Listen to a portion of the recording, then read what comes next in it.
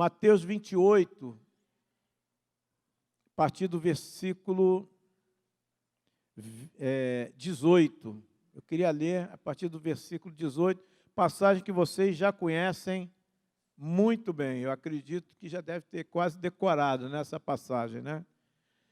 Mateus 28, a partir do versículo 18. Diz assim: Jesus, aproximando-se, falou-lhes dizendo: toda autoridade me foi dada no céu e na terra. Ide, portanto, fazei discípulos de todas as nações, batizando-os em nome do Pai, do Filho e do Espírito Santo, ensinando-os a guardar todas as coisas que vos tenho ordenado. E eis que estou convosco todos os dias até a consumação dos séculos. Aqui está a missão da igreja. Aqui está a sua missão. Se você entende que você, um dia, quando declarou Jesus como Senhor e Salvador, você foi salvo não é para ficar ouvindo simplesmente pregações, ir nas reuniões, nas células, nos lugares, e ali então você está estudando a palavra de Deus, você está ouvindo a palavra, os ensinos da palavra de Deus. Você não foi salvo simplesmente para esperar a morte ou arrebatamento para você ser levado também aos céus. Deus, quando entrou na sua vida em Cristo Jesus, Ele, na realidade, Ele tem um propósito geral para cada um de nós.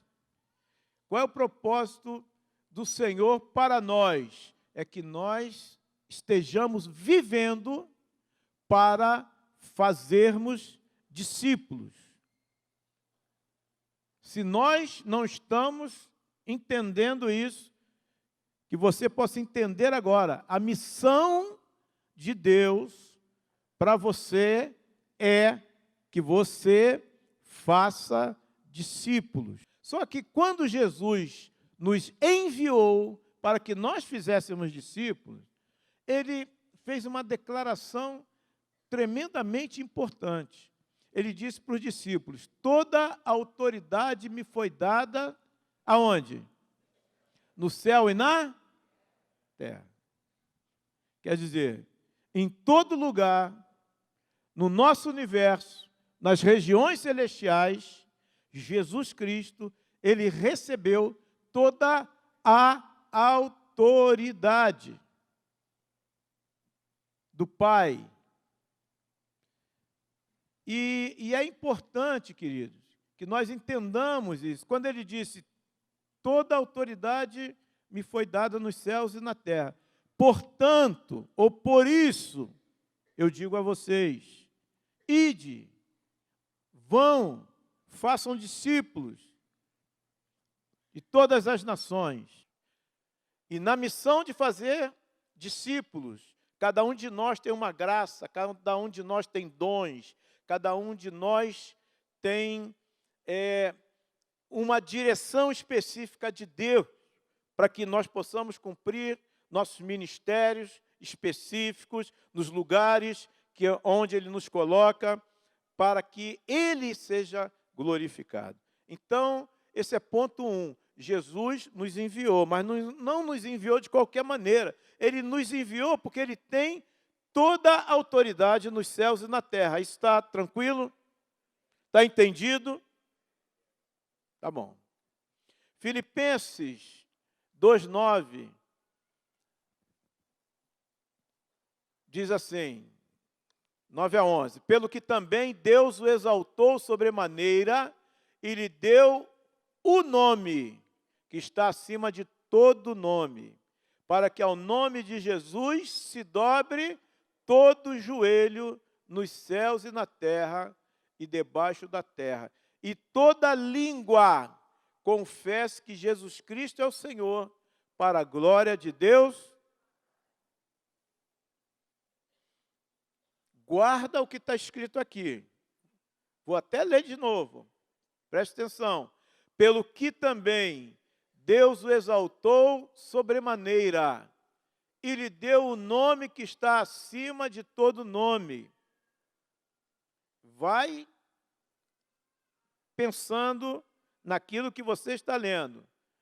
Para que ao nome de Jesus se dobre todo o joelho nos céus, na terra e debaixo da terra. E toda língua confesse que Jesus Cristo é Senhor, para a glória de Deus, Pai. Efésios capítulo 1. Vamos ler a partir do versículo 17. Olha o que diz a palavra. Isso. Para que o Deus de nosso Senhor Jesus Cristo, o Pai da glória, vos conceda espírito de sabedoria e no pleno conhecimento dele. Olha só, Paulo aqui está realizando uma oração. Está orando pela igreja. E o que é que ele pede, na realidade? Ele pede para que seja concedido ao povo de Deus, primeiro, espírito de sabedoria. Infelizmente, a gente encontra muita gente que se diz cristã sem sabedoria. E sem sabedoria, queridos, nós fazemos muita coisa errada. Quantos pais sem sabedoria, quantas esposas sem sabedoria e maridos, né? Quantos líderes da igreja sem sabedoria, quantos irmãos também, mas a sabedoria é chave, e quem não tem sabedoria, faça o quê? Peça a quem? Então, vos concedo espírito de sabedoria e de revelação, no pleno conhecimento dele. Isso é outra coisa também que nós precisamos, irmãos. A palavra de Deus, ela fala sobre revelação.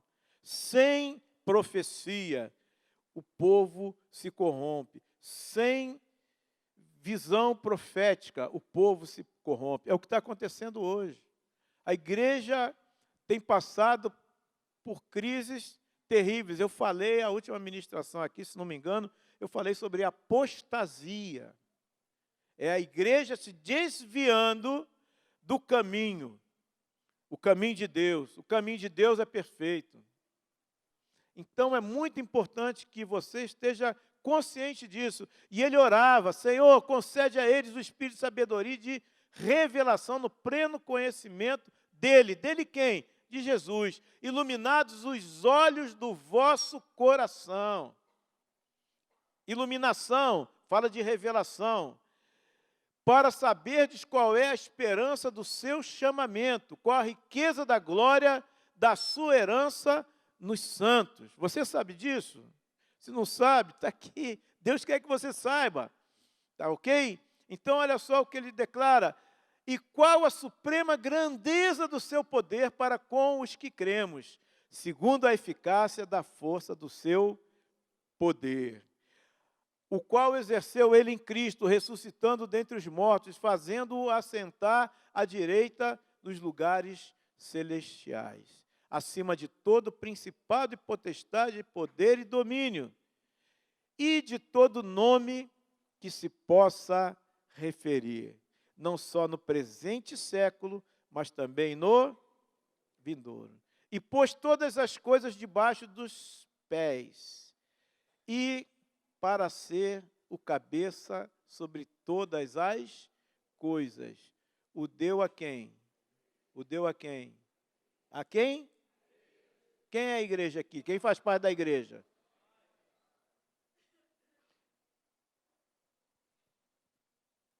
O qual é o seu corpo? A plenitude daquele que tudo enche em todas as coisas. Então, olha só, queridos.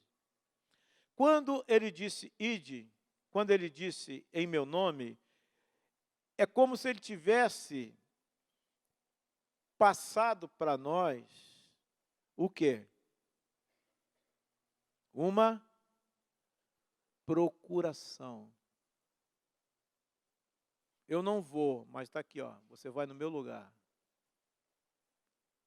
Eu não posso estar lá como eu gostaria, mas você agora, povo de Deus, igreja, vocês agora, os discípulos de Jesus, eles vão no meu, o quê?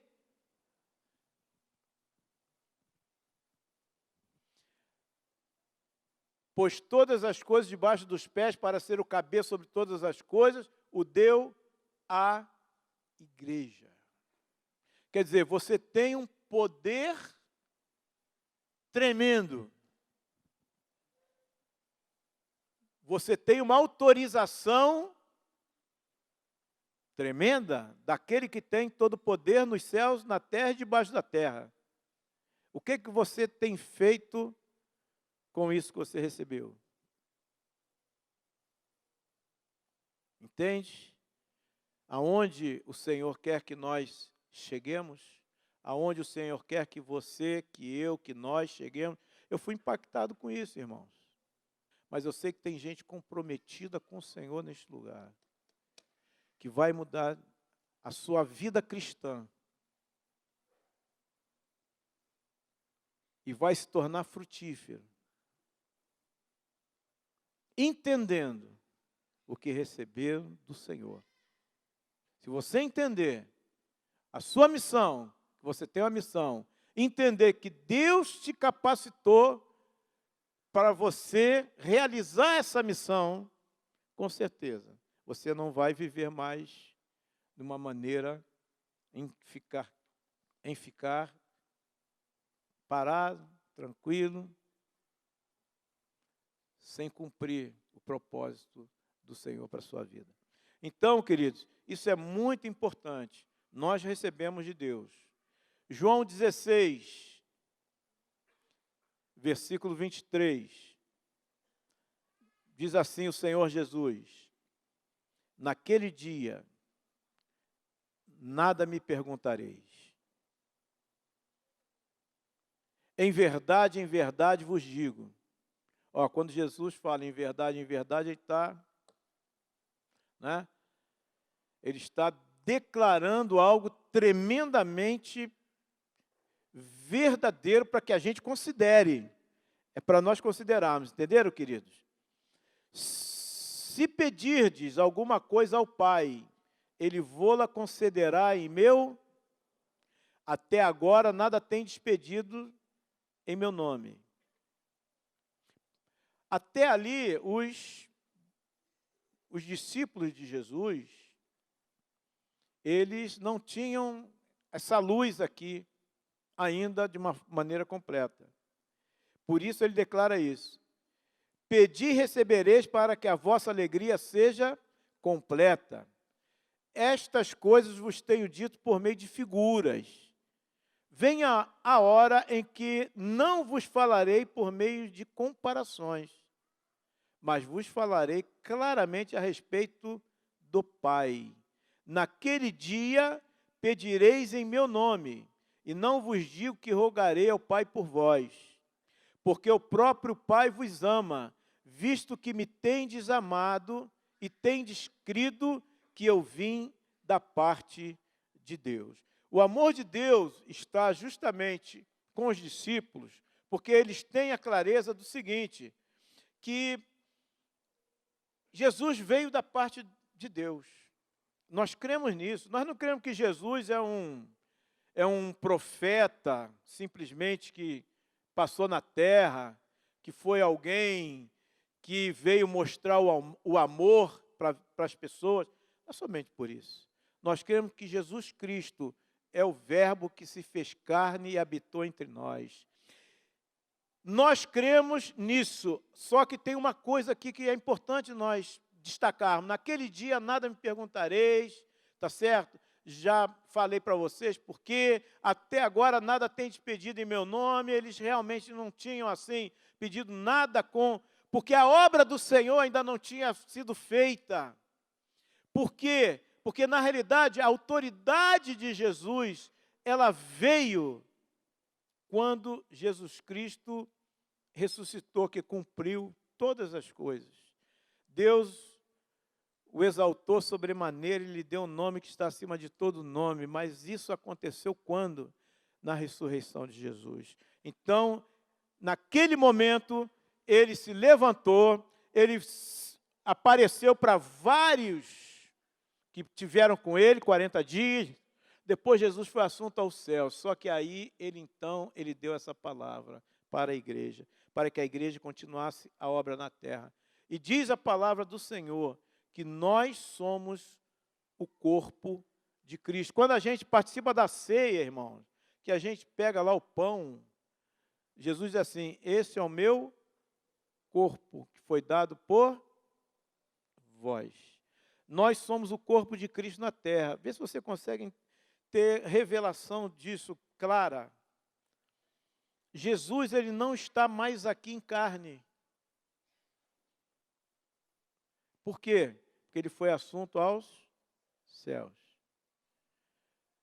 Mas Jesus continua aqui? Sim ou não, gente? Aonde Jesus está agora?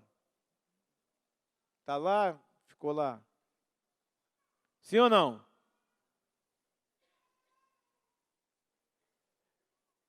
Aquele que o ama, diz a palavra, que ele e o Pai viriam fazer o quê? Morada. Aquele que crê, que pratica a palavra de Deus, eu e o Pai viremos a ele e faremos nele o quê? Morada. Então, onde Jesus está morando hoje? Também. Só que ele quer se manifestar na terra. Como ele se manifesta na terra? Para os humanos. Como? É através de você, pô. Você tem que ser como Jesus na terra. Porque ele habita em você, o Espírito Santo habita em você, o mesmo Espírito que habitou Jesus na terra. Jesus era Deus, mas a divindade de Jesus, como diz Filipenses 2, Cristo Jesus, subsistindo em forma de Deus, não considerou ser igual a Deus, coisa que deveria se aferrar. Ele não usou as coisas de Deus, Jesus fazia porque era Deus. A divindade de Jesus estava latente, não estava atuando ali. Então Jesus dependia do Espírito Santo, como você tem que depender. Está entendendo isso? Então, Jesus foi como nós, queridos, só que o Espírito Santo governava Jesus. E o Espírito Santo quer governar você. Ele disse que enviaria o Espírito Santo para nos guiar. E o Espírito Santo dava poder a Jesus, ao corpo de Jesus. E aquele Espírito Santo que estava no corpo de Jesus é o mesmo que está no seu corpo. Porque quando você faz alguma coisa para a glória de Deus, Deus é glorificado. Se você não faz, Deus não é glorificado. Vocês acham que Deus quer ser glorificado ou não quer ser glorificado? Ele quer ser glorificado? Quantos creem que Deus quer ser glorificado? Acho que todos nós, né, irmãos? Nós cremos nisso. Agora, qual a forma de eu não permitir que Deus seja glorificado? Qual a forma? Eu quero impedir que Deus seja glorificado. O que é que eu tenho que fazer? Posso responder? Nada. Fico na minha. Depende de quem glorificar o nome do Senhor. Diga. De quem? Só. Então, amado, veja só. E tudo quanto pedires em meu nome, aleluia, isso farei, a fim de que o Pai seja glorificado no Filho. Por quê? Porque nós continuamos a fazer a obra do Filho. Jesus nos deu a ordem. Nós estamos debaixo da ação do Espírito Santo, mas fomos ordenados pelo Filho e nós representamos o Filho de Deus na terra.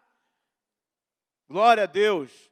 Então, se me pedirdes alguma coisa em meu nome, eu farei. Porque Jesus disse, tudo é possível àquele que crê. Você quer ser um instrumento de Deus, você tem que ter fé. E você tem que operar em fé. Tá certo? Se você quer ser um instrumento, você tem que andar segundo a vontade do Pai. Você não pode andar, não, eu vou pedir isso, mas é algo que o Senhor já declarou que era a vontade dele? Alguém para ser salvo.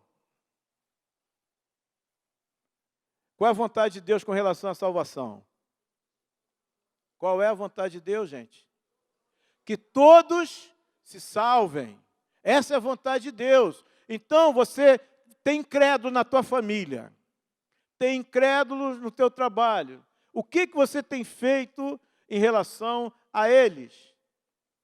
Você tem ido ao Senhor, você tem batalhado pela vida deles. Às vezes está cheio de demônio em cima, está cheio de situações lá. E na realidade, quando Deus usar você, te der uma revelação, te der uma luz, porque a pessoa às vezes está lá com problema em casa, está no teu trabalho e você nem sabe que ele está certo? Mas quando você está no Senhor, quando você está clamando, Senhor, salva esse amado aí que é um problema, Senhor. Camarada, na minha mente eu acho que ele nem vai ser salvo. Mas, Senhor, Tu queres que ele seja salvo. Então eu vou clamar-te, Senhor, essa vida em nome de Jesus. Eu agora repreendo todos os demônios que têm atuado na vida dele, sobre a mente dele, em nome de Jesus. Declaro que ele seja livre.